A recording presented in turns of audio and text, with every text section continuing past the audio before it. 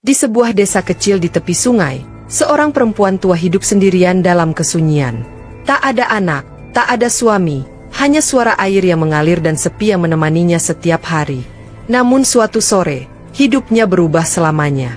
Dari kejauhan, ia melihat sesuatu terbawa arus, sebuah keranjang bambu, hanyut mendekat dan di dalamnya, seorang bayi mungil menangis ketakutan, sementara seekor buaya besar mengintai dari balik lumpur.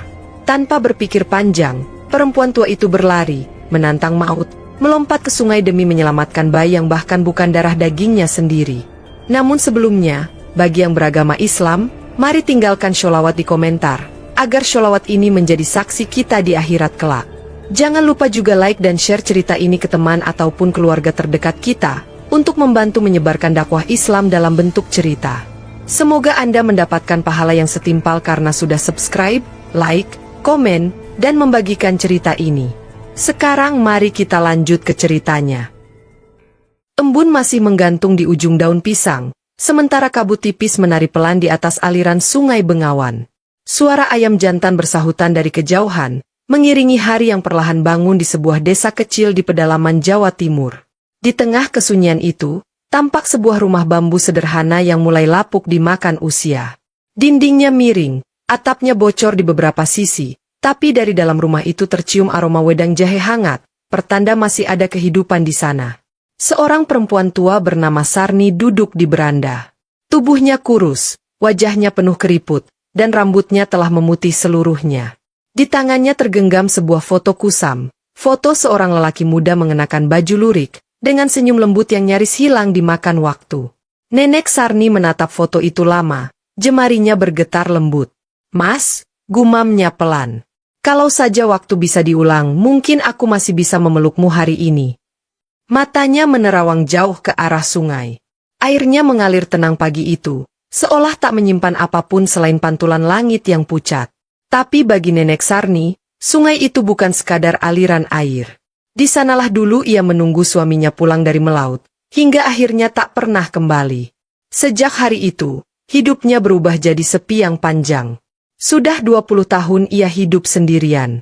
Tidak ada anak, tidak ada keluarga. Orang-orang di desa memanggilnya Sarni sebatang kara, julukan yang ia terima tanpa perlawanan. Ia sudah lama berhenti berharap ada yang datang menemaninya. Pagi itu, seperti biasa, ia duduk di tepi beranda sambil menumbuk jahe untuk minumannya. Sesekali matanya menatap ke arah jalan setapak di depan rumah, berharap ada langkah kaki yang lewat. Tapi yang datang hanya suara angin yang membawa daun-daun kering. "Orang tua tanpa anak seperti rumah tanpa lampu," katanya lirih sambil tersenyum getir. Gelap tapi tetap harus bertahan. Seekor ayam kampung melintas di halaman, mengais tanah, membuatnya terkekeh pelan. Di tengah kesunyian, bahkan suara ayam pun terasa seperti hiburan. Namun di balik senyum kecil itu, tersimpan kesedihan yang tak terucap. Di desa, orang-orang jarang benar-benar memedulikannya. Mereka menyapanya hanya bila kebetulan lewat, kadang menaruh simpati, tapi lebih sering berbisik di belakang. "Kasihan ya, hidup tua sendirian." Nenek Sarni tak pernah marah. Ia tahu hidupnya memang sepi, tapi ia sudah berdamai dengan itu. Sampai hari itu, hari ketika alam seperti ingin mengubah takdirnya. Langit yang sejak pagi cerah, tiba-tiba mendung. Angin bertiup kencang, dedaunan beterbangan, dan suara petir menggelegar dari kejauhan. Sungai Bengawan mulai bergemuruh. Nenek Sarni menatapnya dengan dahi berkerut. "Badai lagi," gumamnya. Ia segera menutup pintu bambu dan merapikan perabotan di dalam rumah agar tak terhempas angin. Hujan turun deras. Butiran air menabrak atap dan dinding bambu seperti batu kecil. Dalam suara badai itu, ia mendengar sesuatu yang aneh, sebuah suara lirih, nyaris tak terdengar, di antara gemuruh hujan dan petir. Tangisan. Nenek Sarni mengernyit. Ia menajamkan telinganya. Tangisan itu terdengar lagi, kali ini lebih jelas. Suara bayi, dari arah sungai. Ia tertegun beberapa detik. Antara yakin dan tidak, tapi tangisan itu terus berulang. Jantungnya berdegup cepat. Dengan tergesa ia mengambil payung tua dan tongkat kayunya, lalu berjalan tertatih ke arah sungai. Air sungai sudah meluap, coklat dan deras. Namun di sela arus itu, sesuatu tampak bergerak, sebuah keranjang anyaman bambu, terombang-ambing di atas air. Dan dari dalamnya terdengar tangisan kecil yang memilukan. "Ya Allah!" bisik Nenek Sarni. Matanya membesar, tubuhnya gemetar. Ia sadar, di tengah derasnya air itu, ada bayi hanyut. Hujan semakin deras, petir menyambar di langit. Tapi Nenek Sarni tak berpikir panjang. Ia meletakkan payungnya, melepaskan sandal, dan berlari menuruni tepi sungai yang licin. Air sudah sampai lutut, lalu ke pinggang, tapi ia terus maju. "Bertahan, Nak! Nenek datang!" teriaknya. Suaranya hampir tenggelam oleh badai. Bayi itu terus menangis, arus membawanya makin jauh. Di antara gemuruh air, tiba-tiba sesuatu muncul di permukaan sungai. Seekor buaya besar, mulutnya terbuka lebar, mendekat ke arah keranjang bambu itu. Nenek Sarni menjerit, hatinya seperti berhenti berdetak. Tapi entah dari mana datangnya keberanian itu, ia meraih batang bambu dan melemparkannya sekuat tenaga ke arah buaya. Hewan itu berbalik sesaat, cukup untuk membuat keranjang itu hanyut mendekat. Dengan sisa tenaga, ia melompat ke air, menahan arus, dan meraih keranjang itu. Tubuhnya hampir terseret, tapi ia berpegang pada akar pohon di tepi sungai, menarik keranjang itu ke dadanya. Tangisan bayi itu kini begitu dekat. Nenek Sarni menatap wajah mungil yang basah dan menggigil di dalam keranjang itu. Matanya tertutup, bibirnya membiru. Ia memeluk bayi itu erat-erat, membisik pelan di telinganya. "Tenanglah, Nak, kamu selamat sekarang. Nenek di sini." Air mata bercampur air hujan di pipinya. Ia tak tahu dari mana bayi itu datang, siapa orang tuanya, atau mengapa bisa hanyut di sungai. Tapi dalam pelukan itu, ada sesuatu yang berubah di dalam dirinya. Untuk pertama kalinya setelah bertahun-tahun hidup sendirian, hatinya merasa hangat lagi. Hujan terus turun deras, tapi bagi Nenek Sarni, badai itu tak lagi menakutkan. Karena di tengah gemuruh sungai, takdir baru telah datang menjemputnya. Malam itu, hujan masih belum juga reda. Petir sesekali menyambar langit, menyinari pepohonan yang menunduk di terpa angin. Nenek Sarni berdiri di depan tungku api, tubuhnya masih menggigil, pakaiannya basah kuyup. Di pelukannya, bayi kecil yang baru saja ia selamatkan dari derasnya arus sungai, terbaring lemah. Api di tungku berderak kecil, menghangatkan ruangan bambu yang remang. Nenek Sarni menatap wajah mungil bayi itu dengan mata berkaca-kaca. Kulitnya pucat, napasnya kecil-kecil, tapi masih hidup. Ia segera mengambil kain tua yang paling hangat yang ia punya, kain batik peninggalan suaminya dulu, dan membungkus tubuh bayi itu dengan hati-hati. "Kasihan pasti kedinginan." "Ya, Nak," katanya lembut. Suaranya gemetar, namun penuh kasih. Ia mendekatkan bayi itu ke dadanya, agar hangat tubuhnya bisa berpindah sedikit demi sedikit. Perlahan, tangisan kecil keluar dari mulut bayi itu. Suara itu, entah mengapa, membuat dada Nenek Sarni terasa penuh, seperti ada ruang kosong yang selama ini tertutup debu, kini kembali berdenyut. Di luar, suara sungai masih bergemuruh. Tapi di dalam rumah kecil itu, suasananya seperti dunia yang lain, tenang, hangat, penuh rasa syukur. Beberapa jam kemudian, hujan mulai reda. Nenek Sarni menidurkan bayi itu di atas kain sarung di dekat tungku. Ia memandangi wajah mungil itu lama-lama. Alisnya tipis, hidungnya mancung kecil, dan di pipi kirinya ada tahi lalat kecil yang membuatnya tampak begitu manis. "Siapa kamu, Nak? Dari mana datangmu?" gumamnya. Ia berpikir, mungkin ada orang tua yang kehilangan anak saat banjir sore tadi. Tapi desa mereka kecil, tidak ada keluarga muda yang punya bayi seumur ini. Mungkin dari desa lain? Atau dari kampung di seberang sungai? Tapi bagaimana bisa bayi sekecil ini hanyut sejauh itu dan masih hidup? Pertanyaan itu berputar di kepalanya, tapi tak ada jawaban. Yang ia tahu hanyalah satu. Ia tak akan membiarkan bayi itu pergi lagi. Keesokan paginya, setelah langit benar-benar cerah, Nenek Sarni keluar rumah membawa bayi itu dalam gendongan. Ia menuju ke rumah kepala dusun, Pak Tarman. Lelaki tua itu kaget melihat Nenek Sarni datang dengan bayi di pelukannya. "Loh, Bu Sarni, bayi siapa itu?" tanyanya heran. "Saya nemu di sungai semalam, Pak. Hanyut nyaris dimakan buaya." "Saya selamatkan," jawabnya pelan. Pak Tarman terkejut. "Astagfirullah, bayi hanyut? Mungkin anak orang kampung seberang? Tapi siapa yang kehilangan anak semalam?" Mereka pun mencoba mencari tahu. Kabar itu segera menyebar ke seluruh desa. Orang-orang berdatangan, penasaran ingin melihat bayi yang ditemukan di sungai. Ada yang iba, ada pula yang berbisik di belakang. Waduh, jangan-jangan bayi jadi-jadian itu, Bu Sarni.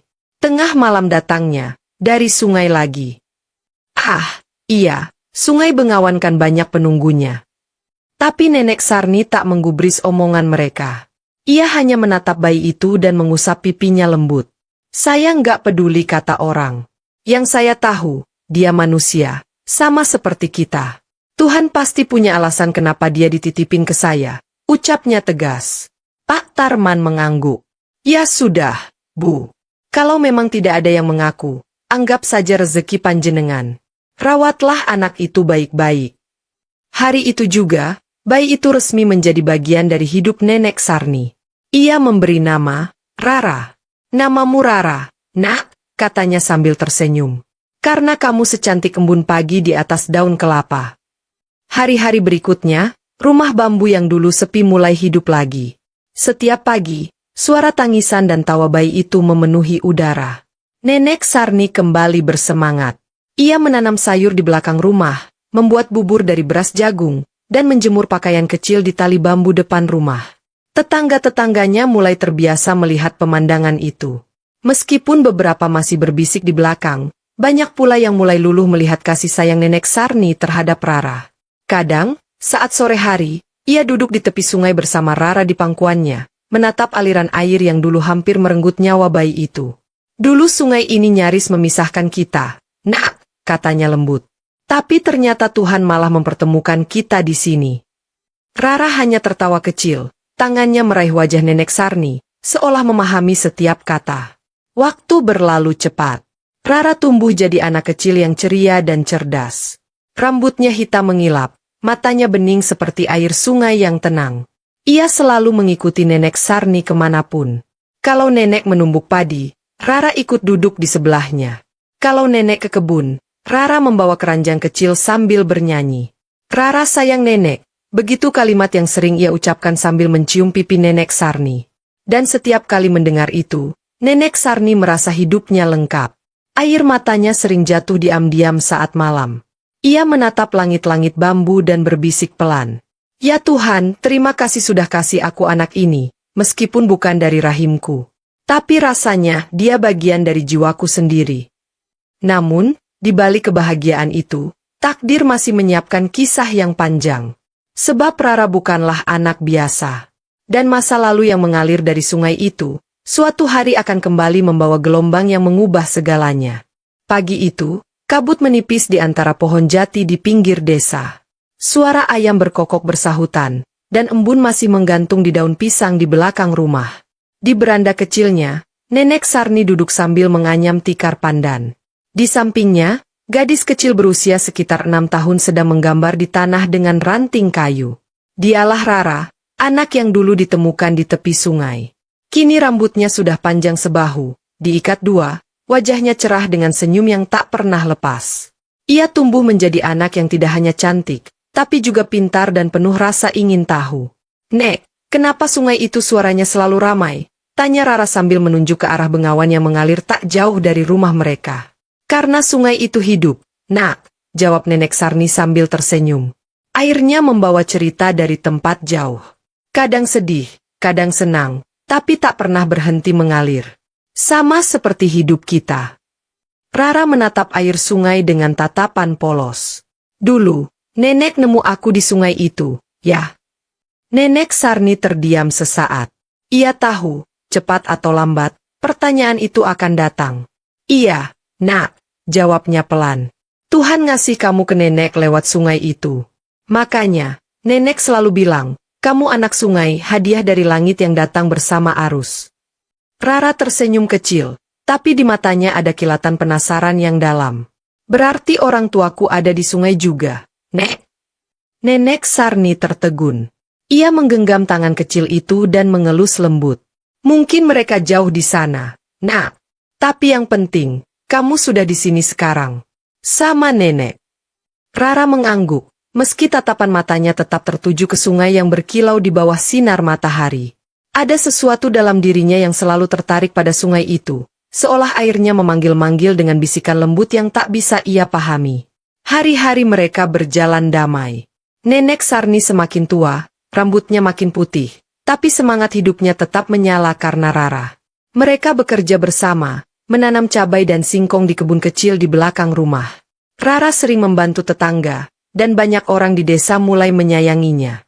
Namun, di antara semua itu, ada pula beberapa orang yang tidak berhenti mencibir. Kasihan ya, anak itu. Nggak tahu siapa orang tuanya, kata seorang ibu di warung. Iya, siapa tahu beneran anak dari sungai. Orang dulu bilang, kadang makhluk halus suka titip anak ke manusia, timpal yang lain. Rara mendengar bisikan itu suatu hari saat membeli gula di warung. Wajahnya menunduk, bibirnya bergetar. Malamnya, ia menangis diam-diam di pangkuan Nenek Sarni. "Nek, apa aku bukan manusia?" Suaranya serak, nyaris tak terdengar. Nenek Sarni langsung memeluknya erat. "SSD. Siapa bilang begitu? Kamu anak manusia, Nak. Kamu anak yang baik, yang Tuhan kirim buat bahagiain nenek. Jangan dengerin omongan orang." "Tapi kenapa aku beda, Nek?" "Karena kamu istimewa," jawab Nenek Sarni sambil mencium keningnya. "Yang datang dari sungai belum tentu makhluk gaib, Nak. Kadang justru malaikat yang dikirim lewat air." Sejak malam itu, Rara tak lagi bertanya soal asal-usulnya. Ia belajar menerima kehidupannya bersama Nenek Sarni dengan hati penuh syukur. Ia tahu, cinta yang diberikan nenek itu tulus dan dalam, lebih dari cukup untuk membuatnya merasa punya dunia. Waktu berjalan. Musim berganti. Rara kini beranjak remaja. Tubuhnya mulai tinggi, wajahnya semakin anggun. Ia sering membantu warga desa menjemur gabah, memetik kopi, atau sekadar mengantar makanan untuk tetangga yang sakit. Semua orang mengenalnya sebagai anak yang rajin dan sopan. Namun, suatu sore, sebuah kejadian kecil mengusik ketenangan itu. Rara sedang mencuci pakaian di tepi sungai ketika ia melihat sesuatu di antara batu-batu sungai. Sebuah kalung emas kecil dengan bandul berbentuk bulan sabit. Ia memungutnya, membersihkan lumpur yang menempel, dan memperhatikan ukiran halus di belakang bandul itu. Huruf-huruf asing yang belum pernah ia lihat sebelumnya. "Nenek, lihat ini," katanya saat pulang. "Aku nemu kalung di sungai." Nenek Sarni terkejut begitu melihat benda itu. Kalung itu indah, mahal, bukan barang milik orang desa biasa. "Jangan-jangan ini milik orang kaya dari kota sana," gumamnya. Tapi dalam hatinya, ada perasaan aneh, perasaan yang sulit dijelaskan. Kalung itu entah kenapa terasa familiar, seperti punya hubungan dengan Rara. Malamnya, Rara tidur sambil memegang kalung itu.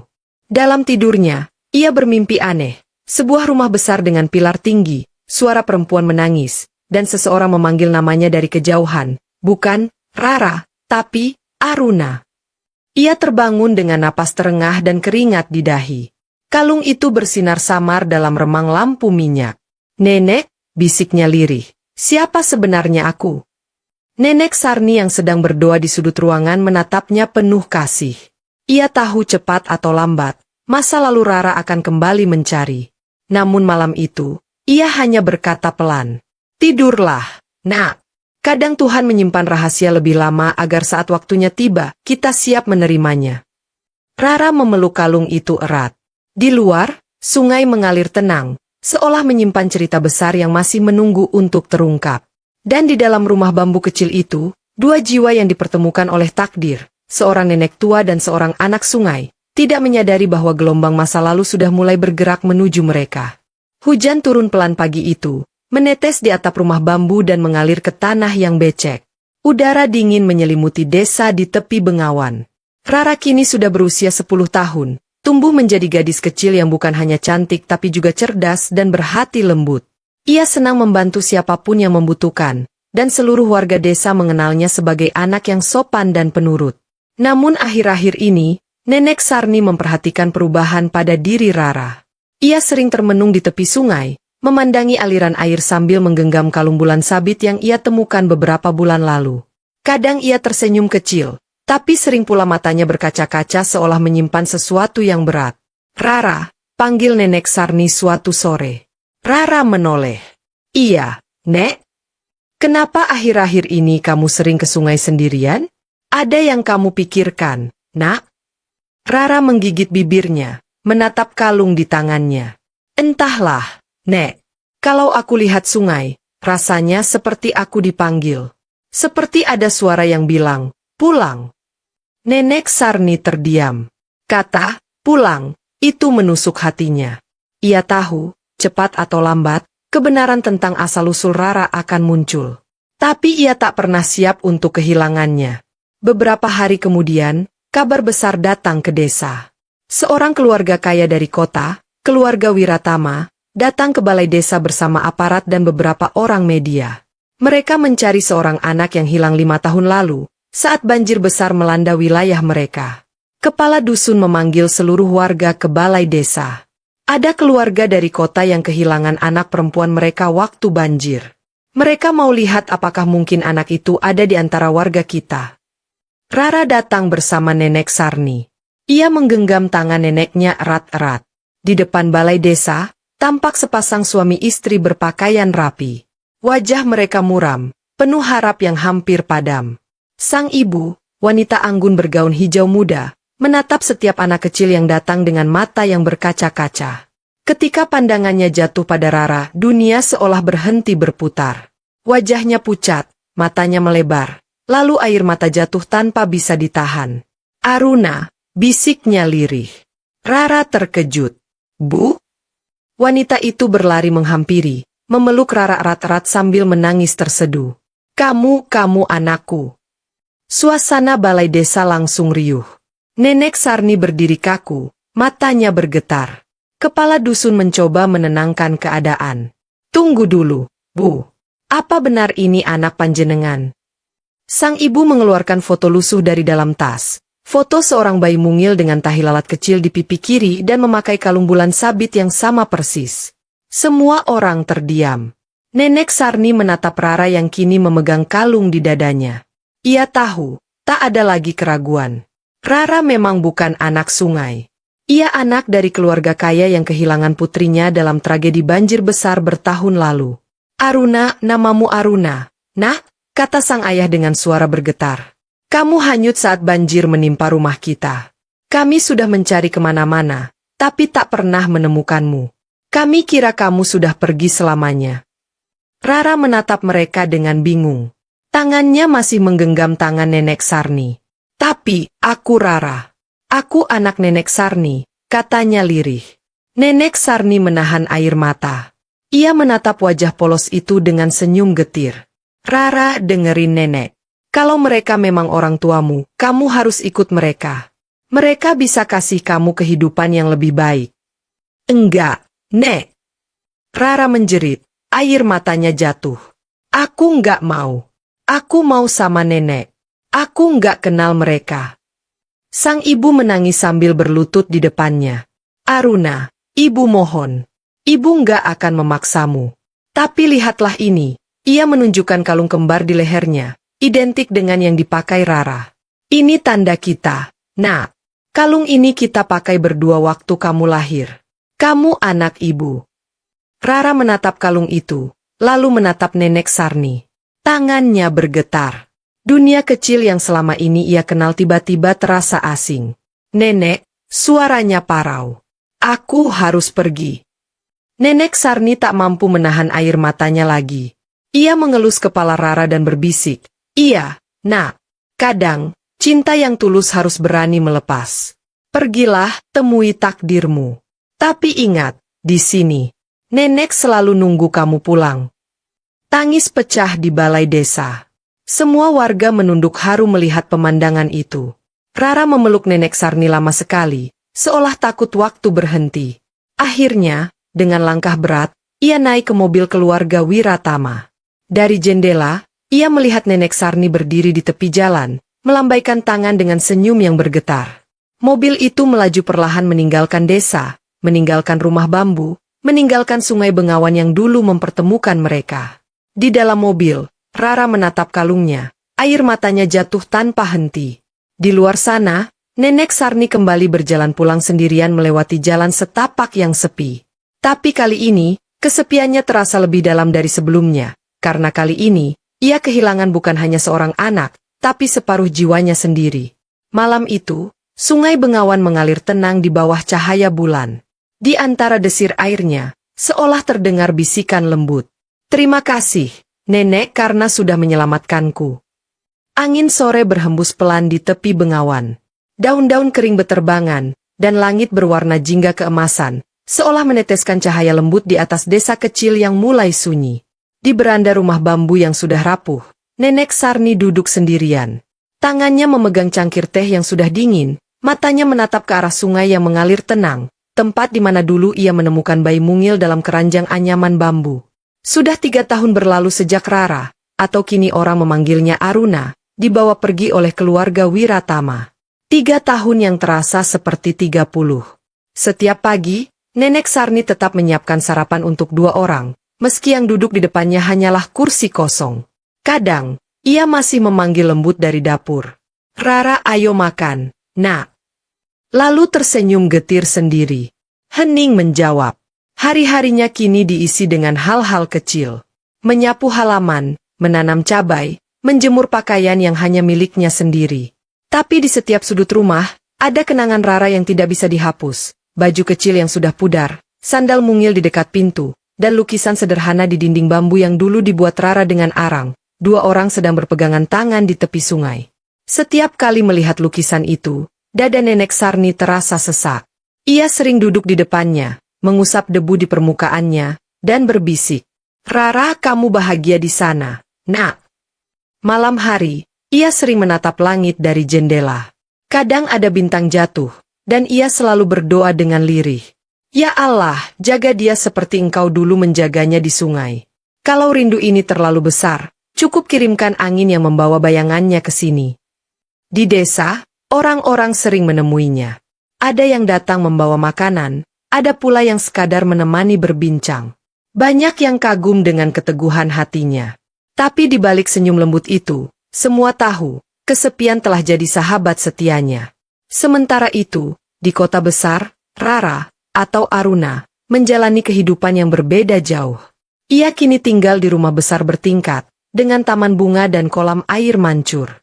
Orang tuanya menyayanginya, memberinya segalanya, pakaian bagus, pendidikan terbaik, makanan lezat. Tapi di balik kemewahan itu, ada satu hal yang selalu kosong, rasa pulang. Setiap malam, sebelum tidur, Aruna memandangi foto kecil yang disimpannya di laci. Foto dirinya bersama Nenek Sarni di depan rumah bambu. Foto itu diambil oleh seorang tetangga sebelum ia dibawa ke kota. Wajah Nenek Sarni tersenyum, tapi matanya tampak menyimpan kesedihan yang dalam. Aruna memeluk foto itu erat-erat. "Nenek," bisiknya pelan, "aku rindu." Ia sering bermimpi tentang rumah kecil itu, tentang aroma kayu bakar, suara jangkrik malam, dan tangan keriput yang membelai rambutnya sambil bersenandung lagu Jawa pelan. "Nina Bobo, ojo nangis, sayang." Setiap kali ia terbangun, dadanya terasa sesak. Dunia barunya begitu terang dan mewah, tapi hatinya tetap tertinggal di rumah bambu yang sederhana itu. Suatu hari, Aruna ikut ayahnya ke desa untuk urusan pekerjaan. Mobil mereka melintas di jalan kecil yang dikelilingi sawah. Dari jendela, Aruna melihat papan bertuliskan, "Desa Sumberjati," nama yang tak asing di telinganya. Dadanya berdegup keras. Itu desa tempat ia tumbuh bersama Nenek Sarni. "Ibu, ayah, bolehkah aku turun sebentar di sini?" tanyanya pelan. Ayahnya heran. "Untuk apa, Nak?" Aruna tersenyum samar. "Aku cuma ingin melihat sesuatu." Mobil berhenti di pinggir jalan desa. Aruna berjalan perlahan melewati jalan setapak yang dulu sering ia lewati kecil-kecil. Setiap langkah membawa kenangan. Pohon jambu di tepi sungai masih berdiri, warung Bunarti masih di tempatnya, dan suara air Bengawan masih sama seperti dulu, mengalun pelan, membawa rasa damai. Ia menatap sungai itu lama sekali. Lalu tanpa sadar, air matanya jatuh. "Sungai yang sama," bisiknya. "Sungai yang mempertemukanku dengan dia." Namun ketika ia bertanya kepada warga sekitar tentang Nenek Sarni, wajah mereka berubah muram. "Oh, Bu Sarni? Masih hidup, enduk, tapi sakit-sakitan. Sekarang tinggal di gubuk belakang kebun, sendirian," kata seorang ibu. "Sudah jarang keluar rumah." Katanya sering pingsan. Kasihan. Aruna terdiam. Matanya membesar. Hatinya bergetar hebat. Tanpa berpikir panjang, ia segera berlari melewati jalan setapak menuju arah kebun yang disebutkan. Langkahnya tergesa, napasnya terengah. Dan di antara semak belukar yang tumbuh liar, tampak sebuah gubuk kecil dari bambu yang hampir roboh. Dari celah pintunya, terlihat nyala lampu minyak yang redup. "Nenek," panggil Aruna dengan suara bergetar. Tak ada jawaban. Ia mengetuk pelan, lalu membuka pintu. Di dalam, seorang perempuan tua terbaring di tikar. Tubuhnya kurus dan wajahnya pucat. Tapi ketika mendengar suara itu, kelopak matanya perlahan terbuka. Matanya yang sayu menatap lekat wajah di depannya. Sesaat ia seperti tak percaya, lalu tersenyum samar. "Rara?" Suaranya nyaris tak terdengar. Air mata Aruna jatuh seketika. Ia berlari mendekat, memeluk tubuh tua itu erat-erat. "Nenek, aku pulang," katanya sambil menangis di pelukan yang dulu selalu menenangkannya. Nenek Sarni tersenyum, air matanya menetes ke pipi Aruna. "Aku tahu kamu pasti balik suatu hari, Nak." Di luar, angin berhembus lembut, menggerakkan daun-daun bambu di sekitar gubuk. Sungai Bengawan yang mengalir di kejauhan seolah ikut berbisik lembut. Akhirnya, anak sungai itu pulang. Malam mulai turun di desa Sumberjati. Langit dipenuhi bintang-bintang yang berkelip lembut, dan suara jangkrik menggema dari pepohonan di tepi sungai. Di dalam gubuk kecil itu, Aruna duduk di sisi tikar, menggenggam tangan Nenek Sarni yang kini tampak rapuh dan lemah. Di antara keheningan malam, terdengar napas pelan yang berirama, tanda tubuh renta itu masih berjuang melawan waktu. Aruna tak henti menatap wajah neneknya yang kini penuh keriput. Wajah yang dulu selalu hangat, kini tampak pucat dan tirus. Tapi di balik semua itu, senyum lembut yang sama masih ada. Senyum yang menenangkan hatinya, seperti dulu, saat ia masih kecil dan ketakutan karena mimpi buruk. "Nek," suara Aruna bergetar. Maaf aku baru datang sekarang. Aku sudah lama ingin kesini, tapi aku takut nenek marah karena aku pergi waktu itu." Nenek Sarni menggeleng pelan. Jemarinya yang gemetar menyentuh pipi Aruna, mengusap air mata yang jatuh. "Rara, nenek nggak pernah marah, Nak. Nenek cuma kangen." Aruna menunduk, air matanya jatuh deras. "Aku janji, Nek, aku nggak akan pergi lagi. Aku mau jaga nenek, sampai kapanpun." Nenek Sarni tersenyum, tapi matanya menatap jauh ke arah jendela, di mana sinar bulan menyelinap masuk. "Kamu udah besar sekarang, Nak, udah cantik, udah jadi perempuan hebat. Nenek senang banget bisa lihat kamu lagi. Tapi jangan pikirin nenek terus, kamu punya hidup di luar sana." "Tapi hidupku kosong tanpa nenek," jawab Aruna cepat. "Aku punya segalanya di kota, rumah besar, orang tua kandung, harta, tapi nggak ada yang bisa ganti pelukan nenek." Hening sejenak. Suara air Bengawan mengalir pelan di kejauhan, seperti ikut mendengarkan percakapan dua jiwa yang telah lama terpisah itu. Aruna menatap sekeliling gubuk kecil itu. Dindingnya berlubang, atapnya bocor, dan perabotnya hanya beberapa barang tua. Ia merasakan tusukan di dada, rasa bersalah yang begitu dalam. "Nek, kenapa nenek nggak mau ikut aku waktu dulu aku kirim surat lewat kepala desa?" Nenek Sarni tertawa pelan, suaranya serak tapi hangat. "Rara, nenek ini cuma orang desa. Nenek bahagia di sini. Rumah ini sederhana, tapi disinilah nenek ngerasa dekat sama sungai, sama kenangan waktu pertama kali nemuin kamu." Aruna menggenggam tangan neneknya lebih erat. "Mulai sekarang, aku yang akan jagain nenek. Nenek nggak akan sendirian lagi. Aku udah minta izin ke ayah dan ibu. Mereka setuju nenek tinggal sama kami di kota." Nenek Sarni terdiam. Matanya berkaca-kaca. "Rara beneran?" Aruna mengangguk cepat. "Iya, Nek. Aku udah siapin kamar khusus buat nenek. Ada jendela besar yang ngadep taman. Kalau nenek kangen suara air, aku bakal pasang kolam kecil di sana. Dan setiap pagi, aku yang bakal nyeduhin teh buat nenek." Air mata jatuh di pipi Nenek Sarni. Ia menggenggam tangan Aruna erat-erat, seolah takut kehilangan lagi. "Kamu bener-bener anak baik, Nak. Tuhan ngasih aku hadiah paling indah waktu nenek nemuin kamu di sungai itu." Aruna memeluk neneknya lama sekali, seperti ingin menebus semua tahun yang hilang. Terima kasih, Nek, karena dulu Nenek nggak mikirin diri sendiri waktu nyelamatin aku. Karena Nenek, aku masih hidup sampai sekarang. Nenek Sarni tersenyum di pelukannya. Nenek nggak nyelamatin kamu, Nak, kamu yang nyelamatin hati Nenek dari sepi. Malam itu, mereka berdua duduk lama di depan pintu gubuk. Aruna membuatkan teh hangat dari dapur tua, sementara Nenek Sarni bersandar di bahunya. Bulan memantulkan cahaya ke permukaan sungai, membuat air berkilau seperti lembaran kaca. Lihat, Nek, kata Aruna lirih. Sungainya masih sama seperti dulu, tapi rasanya beda, lebih damai. Iya, Nak, jawab Nenek Sarni lembut. Karena kali ini, airnya nggak cuma bawa pergi, tapi juga bawa pulang. Hening indah menyelimuti mereka. Di kejauhan, suara gamelan dari acara hajatan warga terdengar samar, disusul suara burung malam yang melintas. Untuk pertama kalinya setelah bertahun-tahun, rumah bambu itu kembali hangat, bukan karena api di tungku, tapi karena dua hati yang akhirnya bersatu kembali. Sebelum tidur, Aruna membantu Nenek Sarni berbaring. Ia menutupkan selimut tipis dan mematikan lampu minyak. Nenek tidur ya, biar besok kita berangkat pagi-pagi, katanya lembut. Nenek Sarni mengangguk. Iya, Nak. Nenek tidur nyenyak malam ini, karena akhirnya kamu pulang. Aruna mencium keningnya dengan lembut, lalu duduk di sisi tikar sambil menggenggam tangan itu sampai ia terlelap. Di luar, angin malam berembus pelan, membawa suara sungai yang tenang, saksi bisu dua hati yang kembali dipertemukan oleh takdir. Dan malam itu, di bawah cahaya bulan, desa Sumberjati seperti berbisik lirih pada langit. Kasih yang tulus selalu menemukan jalan untuk pulang. Fajar menyingsing pelan di ufuk timur.